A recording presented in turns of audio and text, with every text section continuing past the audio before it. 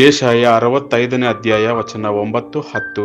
ಯಾಕೋಬಿನಿಂದ ಸಂತಾನವನ್ನು ಹೊರಡಿಸುವೆನು, ಯಹೂದ ದೇಶದಿಂದ ನನ್ನ ಪರ್ವತಗಳ ಸ್ವಾಸ್ಥ್ಯದ ಬಾಧ್ಯ ಸಂತತಿಯನ್ನು ಬರಮಾಡುವೆನು. ನನ್ನ ಆಪ್ತರು ಆ ಸ್ವಾಸ್ಥ್ಯವನ್ನು ಅನುಭವಿಸುವರು, ನನ್ನ ಸೇವಕರು ಅಲ್ಲಿ ವಾಸಿಸುವರು. ಆಗ ನನ್ನ ಭಕ್ತ ಜನರ ಹಿತಕ್ಕಾಗಿ ಶಾರೋನು ಹಿಂಡುಗಳಿಗೆ ಹುಲ್ಲುಗಾವಲಾಗಿಯೂ ಆಕೋರಿನ ತಗ್ಗುದನದ ಹಕ್ಕೆಯಾಗಿಯೂ ಇರುವೆವು.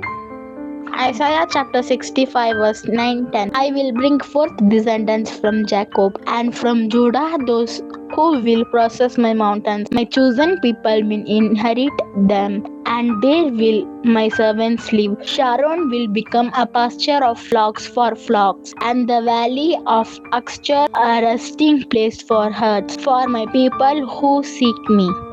यशाया अध्याय 65 वचन 9 और 10। मैं याकूब में से एक वंश और यहूदा में से अपने पर्वतों का एक वारिश उत्पन्न करूंगा। मेरे चुने हुए उसके वारिश होंगे और मेरे दास वहाँ निवास करेंगे। मेरी प्रजा जो मुझे ढूंढती है, उसकी भेड़ बकरियां तो शारोन में चरेंगी और उसके गाय बैल आकोर नामक तराई में विश्राम करेंगे। ஏசாயா 65ஆம் அதிகாரம் 9-10 வசனங்கள்.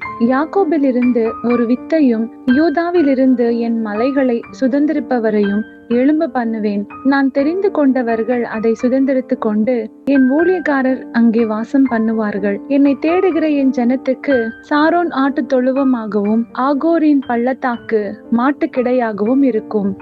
యెషయా 65వ అధ్యాయం 9-10 వచనం. యాకోబు నుండి సంతానమును, యూదా నుండి నా పర్వతములను స్వాధీనపరుచుకొనిన వారిని పుట్టించెదను.